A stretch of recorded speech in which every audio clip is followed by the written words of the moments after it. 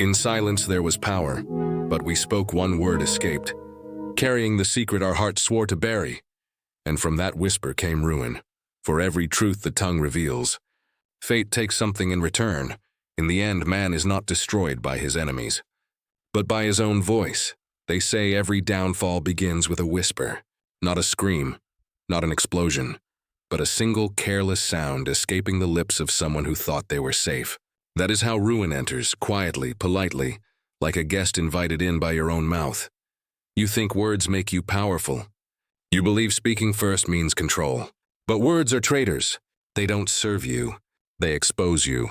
The moment you speak, the moment you give your truth a voice, you lose ownership of it. It belongs to whoever hears it, and whoever can twist it.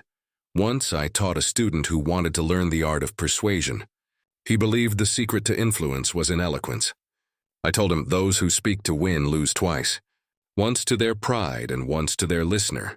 He smiled unbothered and said, "But silence achieves nothing." He was wrong. Silence achieves everything that words destroy. You see, silence is the fortress of the wise. Words are the gates of the naive. Every time you open them, something escapes. A fear, a desire, a weakness. And someone somewhere is always listening. The skilled manipulators, the hidden predators, they don't speak much. They wait. They listen for you to give them the rope with which to pull you apart. There was a man once, a dealer of secrets. He built an empire without lifting a sword. His power came from silence, from letting others fill it. They would come to him, desperate to be understood, and spill their truths into his calm void. He never revealed his own mind. Within a year, every one of his clients had fallen, not by his hand and by their own words. That is how the intelligent destroy the impulsive. They let them speak. The human mouth is a confession machine. It will tell on you even when your mind begs it not to. It will reveal your envy, your longing, your guilt, if not through words, then through tone, through breath, through the trembling between syllables. And the worst part? We want to be caught. We crave exposure disguised as connection. We call it honesty, vulnerability, love. But the truth is simpler. We want to be seen, even if being seen destroys us. So when I say whispered ruin, understand. I am not warning you about others. I'm warning you about yourself. Every downfall you will ever suffer begins the moment you cannot bear the weight of silence. Listen closely now, because in the next reflection, you will see what your words have already carved upon your soul. You thought silence would protect you, didn't you? But silence alone is not safety. Silence can be a mirror too, and mirrors, when stared at long enough, start to whisper back. After all, what is a mirror if not the cruelest listener of all? It reflects without judgment, yet it never lies. You can hide your words, your secrets, your betrayals, but you cannot silence reflection. That's the second truth of power. What you conceal will find another way to reveal itself. Once there was a woman who ruled her circle with intellect sharper than any blade.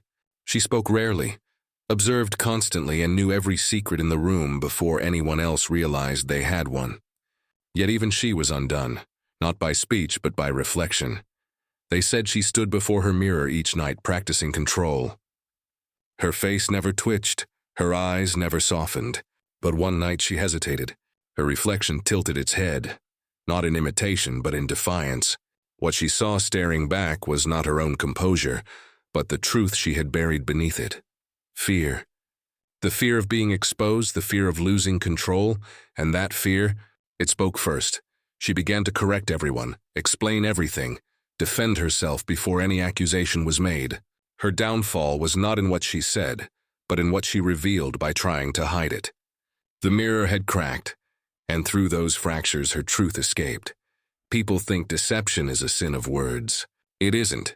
It's a sin of reflection, the endless attempt to make others see what you wish you were, rather than what you are. The louder you insist, the more fragile the illusion becomes. Machiavelli once wrote that men judge more by the eye than by the hand, because everyone can see, but few can touch. He was right, perception rules reality. But what he didn't say is that once your reflection breaks, everyone around you bleeds from its shards. Have you ever noticed how a single inconsistency can destroy a reputation built over years?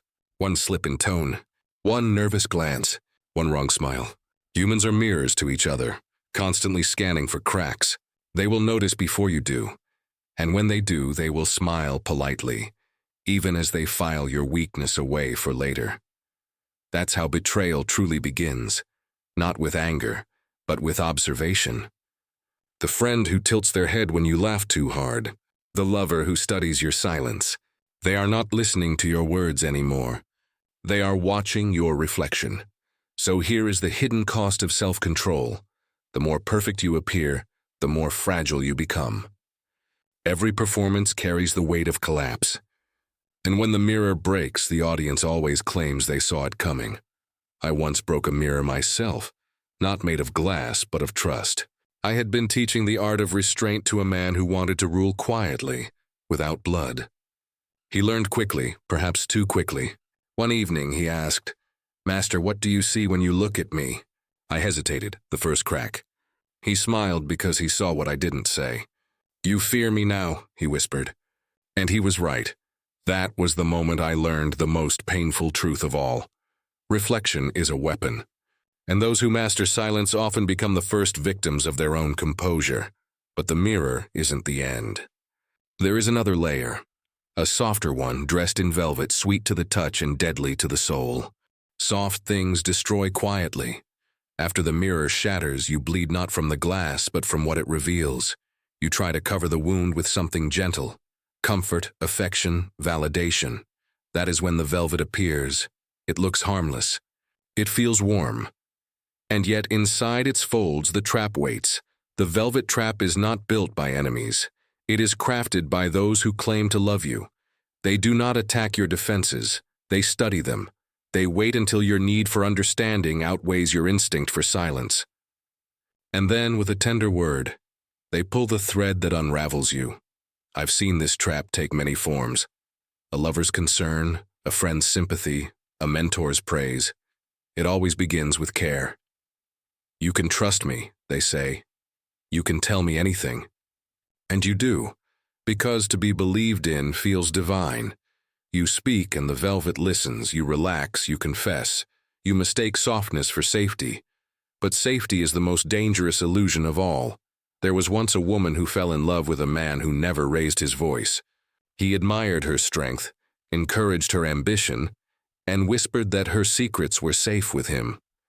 She told him everything, her fears, her plans, her rivals. He only smiled, nodding, never revealing his own intentions.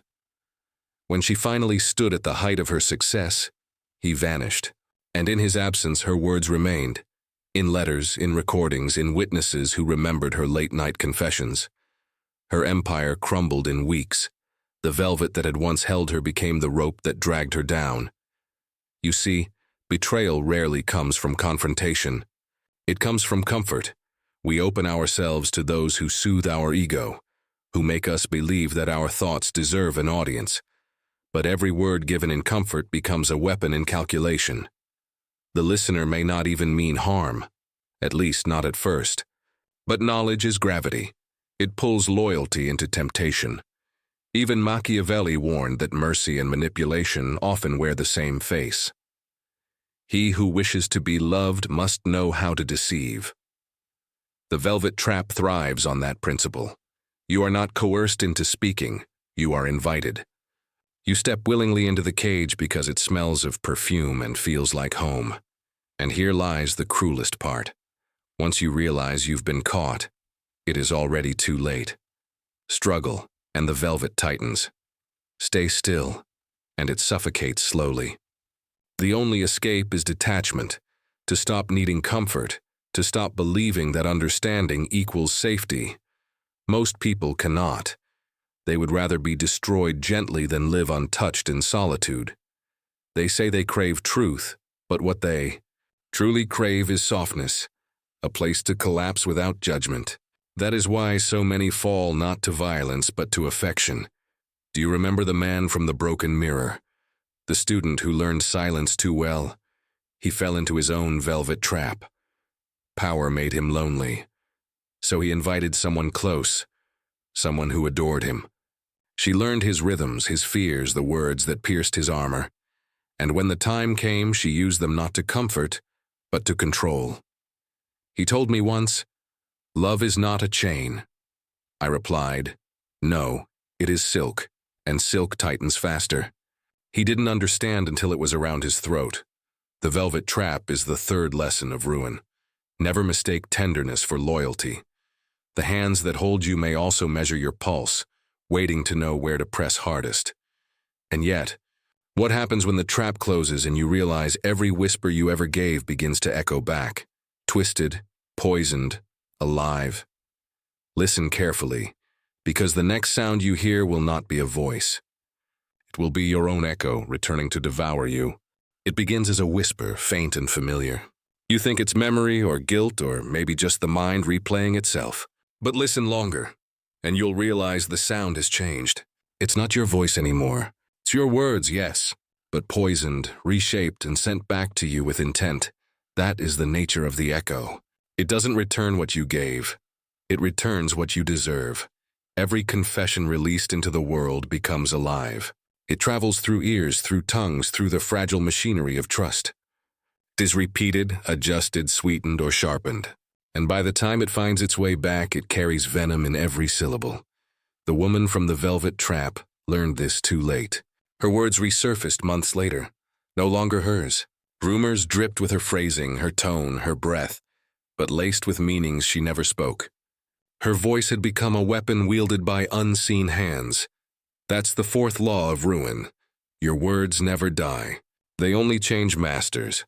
You may think silence is a shield, but remember, the echo thrives in absence. When you say nothing, others fill the silence with your name. They create versions of you that you cannot defend or erase. The echo grows louder than the source. And one day, the reflection you meet in the public eye will not be yours at all. Machiavelli once wrote that perception outweighs truth. Poison echo is proof of it.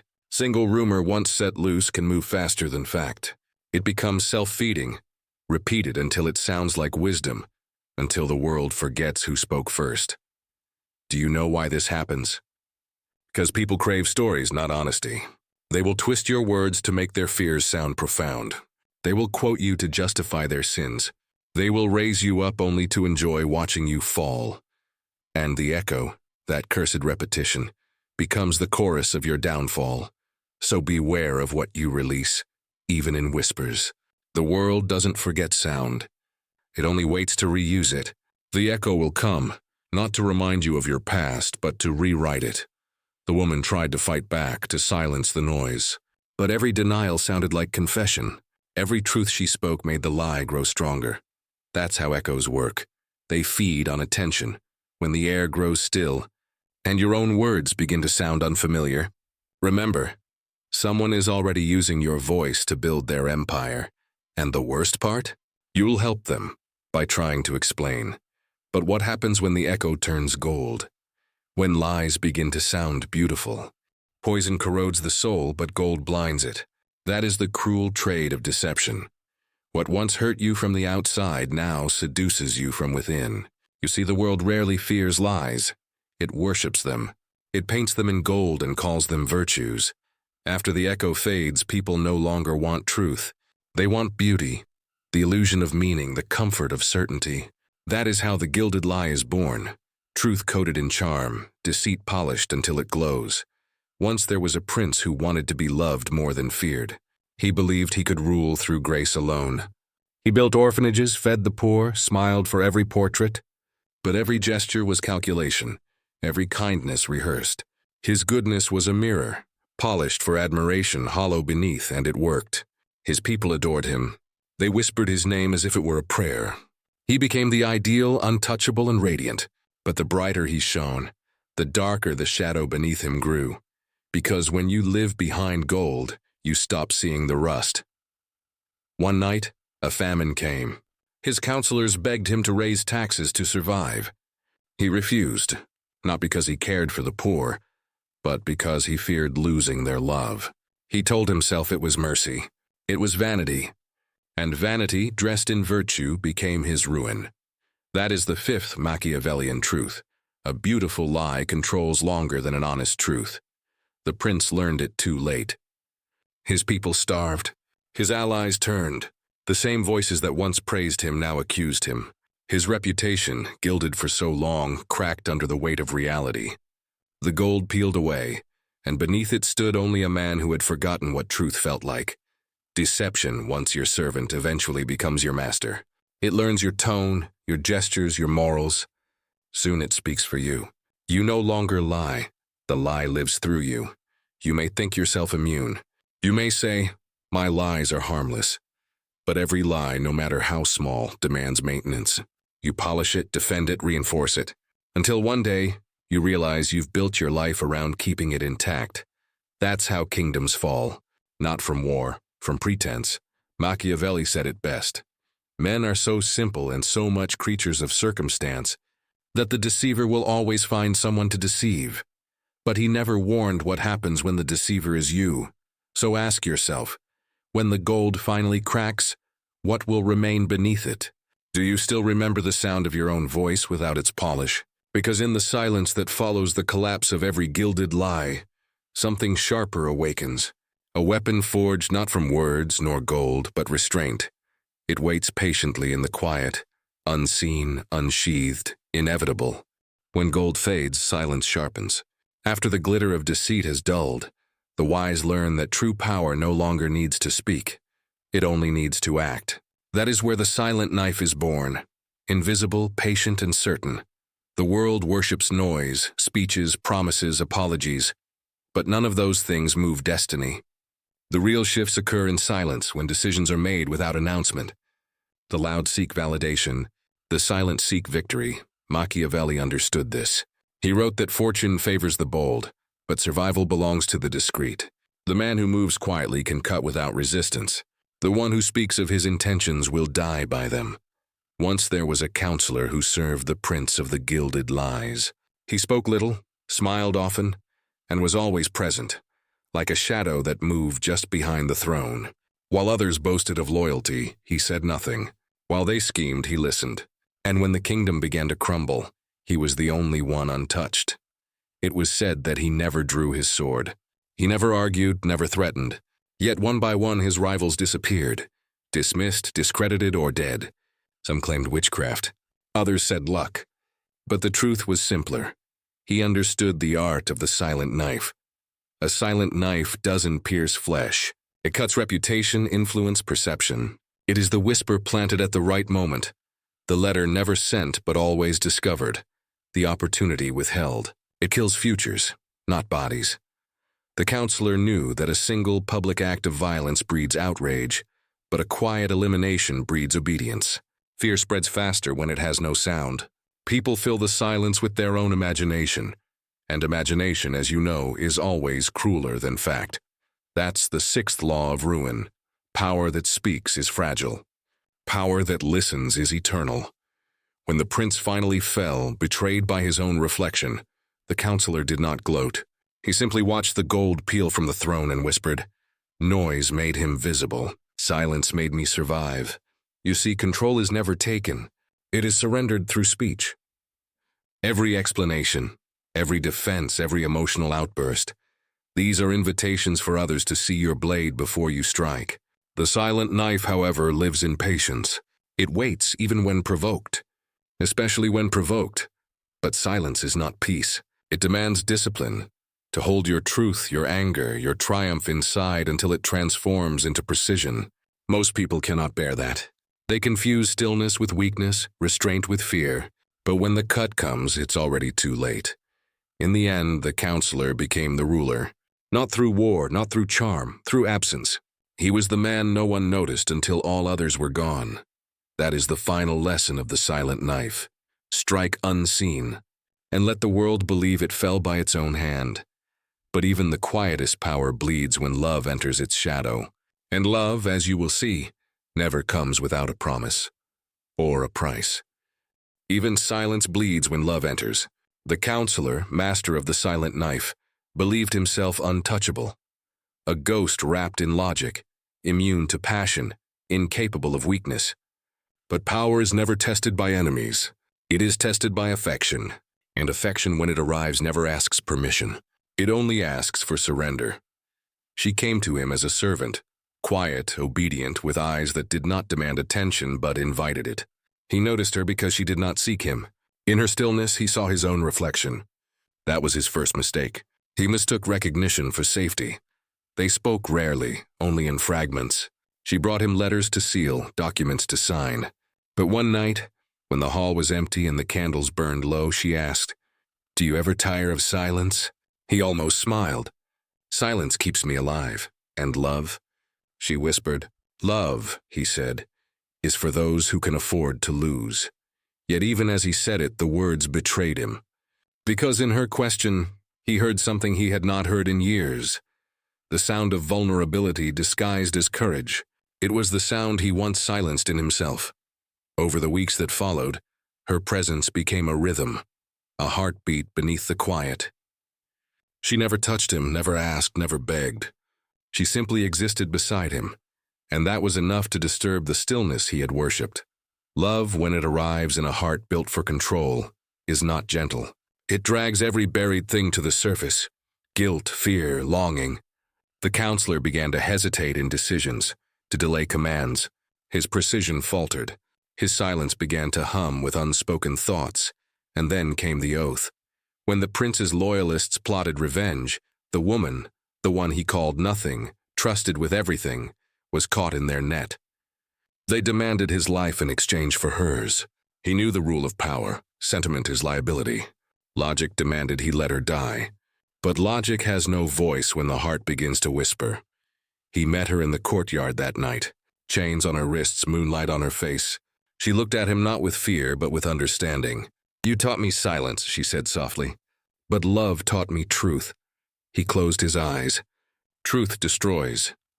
So does silence." He ordered her release, and with that command his power bled. The silent knife that once cut unseen was now visible, trembling in a hand unsteady with emotion. His rivals watched. They smiled. They finally saw his weakness. The next morning the woman was gone. Some say she fled, others say she was taken. But what mattered was this: the counselor had broken his own law. His silence had turned to speech, his restraint to mercy. That night he made his crimson oath, a vow carved not in ink, but in blood. He swore that love would never touch him again, that no voice, no glance, no promise would ever reach him. He would return to silence, even if it meant killing the part of himself that could still feel. And so, the man who once ruled shadows became a ghost within them, colder, sharper, but emptier. That is the seventh law of ruin. Every oath made in pain becomes a curse in disguise, because the more you swear to never love again, the deeper you bury the blade within your own heart. But oaths, like mirrors, do not stay buried forever. When the crown shatters, when the old order breaks, every vow comes due. The oath was made in blood, but blood remembers. A man who swears to silence cannot escape the echo of his own heart. The counselor's vow, his crimson oath, was meant to seal away all weakness. Yet even sealed chambers crack when pressure builds. And in the palace of his creation, cracks had begun to spread like veins through marble. After the woman's disappearance, the kingdom fell into shadow. The prince was dead, the nobles divided, and whispers of rebellion rose like smoke. In the vacuum of power, the counselor became what he had once feared to be: visible. The quiet ruler of a broken throne. He had control, yes, but not peace. His silence was now a prison, not a weapon. His people demanded decisions, words, leadership. The same mouth he once guarded now became his tool of survival. But every word he spoke tasted of ash, a betrayal of the vow that bound him. He began to see her everywhere, in the glass of his chambers, in the flicker of the torchlight, in the reflection of his own eyes. The servant he once loved became an apparition haunting his logic. And with every glimpse, a new fracture appeared in the golden crown he wore. One night, while walking the abandoned corridors of the citadel, he passed the Hall of Mirrors, the same place where the prince once celebrated his own lies. The mirrors, long cracked, still reflected fragments of faces, of forgotten glory. He stood before one and whispered, "This kingdom was built on silence, and now silence will bury it." The reflection smiled back, but it wasn't his smile. It was hers. That night the crown broke, not by rebellion, not by war, and by realization. The counselor understood that no kingdom survives when built upon restraint alone. Power without compassion corrodes, and silence without purpose becomes a grave. In the following days, the rebellion arrived. The streets burned. The courtyards filled with cries he refused to answer. The people who once feared him now demanded his downfall. He had created a world where no one trusted words, and in the end, no one listened to his. The crown, once polished with deceit, once carried by gold, shattered upon the cold stone floor of the throne room. The sound was not loud but piercing, like a blade drawn across glass. In that moment he understood, all power is temporary. All silence is eventually broken. That is the 8th law of ruin. Every empire collapses the moment its master mistakes fear for loyalty. The counselor did not flee. He did not beg. He simply knelt amid the fragments of his broken reign and whispered, "At last the silence speaks." When the guards found him, the throne was empty, the crown in pieces, and a single crimson mark stained across his palm, the remnant of his oath. But history is cruel. It forgets the truth and remembers only symbols. To the people, he became the tyrant who fell to his own pride.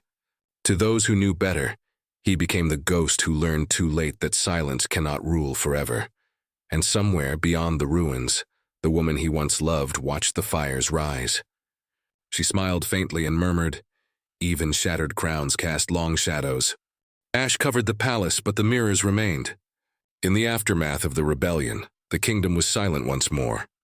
Not from peace, but from exhaustion. The fires had died, the blood had dried, and only the walls remembered the screams.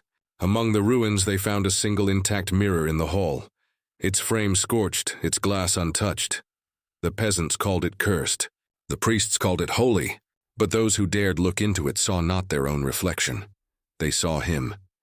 The fallen counselor, his face pale, his eyes hollow, his lips moving as if whispering secrets through time itself. They named it the Glass Confession. It was said that when the moonlight struck the mirror, his voice could be heard, calm, deliberate, and heavy with remorse. "Power is not won," it murmured. "It is confessed." For centuries his words were ignored. But one night, a scholar, young, ambitious, and hungry for forbidden truth, entered the ruins to seek what history had erased. She stood before the mirror, her candle trembling. "If you still linger in this glass," she whispered, "teach me." And the glass answered. It did not speak in language, but in vision. She saw the counselor kneeling amid fire and ruin, blood glistening on his hand. He was not praying, he was confessing. "I silenced truth until it screamed through destruction," he said. "I ruled through fear until fear turned against me. And I loved until love devoured what little humanity I had left." The scholar watched in awe as the vision deepened, showing not just his past, but hers. Every lie she'd told to climb, every betrayal she'd justified as ambition. She fell to her knees trembling. The mirror was not revealing him anymore. It was revealing her. That is the 9th law of ruin. Confession is not redemption, it is exposure. The counselor's voice grew clearer. "You seek to rule as I did. You seek knowledge without conscience, power without love. But remember, knowledge that cannot be confessed will destroy its bearer. Truth burns the tongue that refuses to speak it."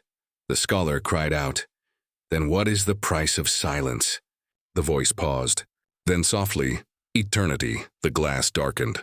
The reflection vanished, but in its place she saw her own eyes, no longer human but shimmering with a faint silver light. She fled the ruins that night, swearing to forget. Yet wherever she went, every surface reflected her differently, not as she was, but as she would become. The curse of the Glass Confession had found its new host, and somewhere beyond the mortal world, the counselor's whisper lingered, neither alive nor dead, watching through the cold clarity of the mirror. His punishment was eternal awareness, to see the consequences of his own silence echoed in others forever. That is how power survives its own death, not through lineage or legacy, but through reflection. The mirror remembers what people forget. As dawn touched the ruins, the shattered throne gleamed faintly through the fog, and the mirror's surface rippled one last time. A final whisper passed through the cracks. "The truth you hide will always find glass to reveal itself." There comes a point where every voice must face its echo. After the mirror's curse spread through whispers and generations, silence itself became rare. People no longer feared words, they drowned in them. And somewhere in that noise, the last remnant of the counselor's spirit stirred, restless and unfinished. He had lived through glass and memory, through every confession that passed a trembling lip. But one secret still remained, the origin of ruin itself, the final truth he had never spoken, even in death. For all his lessons, all his power, he had never revealed the tongue that betrayed him first. It was not his lover, not his prince, not his people. It was his own. The tongue, the instrument of command, persuasion, deceit, had always been his truest enemy. It was the serpent that spoke when silence could have saved him, the blade that cut deeper than any knife. Words had built his empire, and words had destroyed it. One night, centuries after his fall, a storm swept through the ruins. The cursed mirror cracked completely, splitting the world of reflection from the world of sound. Out of that fracture, a voice emerged, ancient, weary, and resolute. It was not spoken aloud, lived inside every mind that ever lied to itself. "I am the final tongue," it said. "The voice that lives beyond mouths, beyond flesh, beyond restraint. You cannot silence me, for I am your need to be heard." Across the ages, those who dreamed heard the same whisper, a merchant confessing greed before profit, a lover choking on truth before betrayal, a leader speaking too soon and losing everything. Each became another vessel for the ancient curse, the final tongue seeking its next host. That is the 10th law of ruin. The last thing to die in any man is his need to be understood, because no matter how wise, how guarded, how silent one becomes, there will always be a moment, a fracture, when the truth demands release, and in that moment ruin returns. The scholar from the mirror's tale grew old, haunted by that voice. She tried to teach silence, to warn others, but one evening, unable to bear the burden, she stood before her students and said, "Do you know why truth kills kings?" They waited. She smiled faintly, her eyes silver in the torchlight. "Because every king believes he can control the tongue, his own and others. But the tongue was never meant to obey." Those were her last words before her reflection vanished from every surface in the room. Only her voice remained, lingering in the air, echoing softly like a prayer turned curse. And so the cycle completed itself. The counselor's legacy, born from silence, destroyed by speech, ended where all ruin begins. In the moment a secret becomes sound. The halls of history still tremble with his unspoken warning. Speak carefully, for every word carries a debt. And one day the debt will find your tongue.